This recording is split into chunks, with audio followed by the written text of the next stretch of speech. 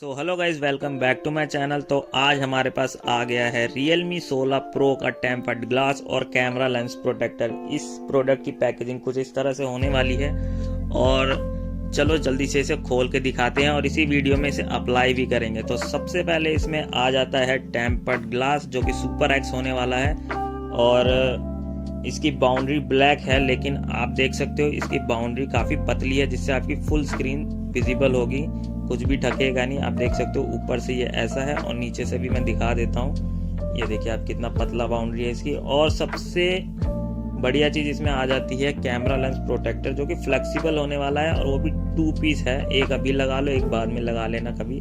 तो चलो अब जल्दी से इसे लगा के दिखाते हैं। और किसी को अगर बाय करना है तो इसका बाय लिंक मैं डिस्क्रिप्शन में डाल दे रहा हूँ, जल्दी से जाके वहाँ से बाय कर लेना।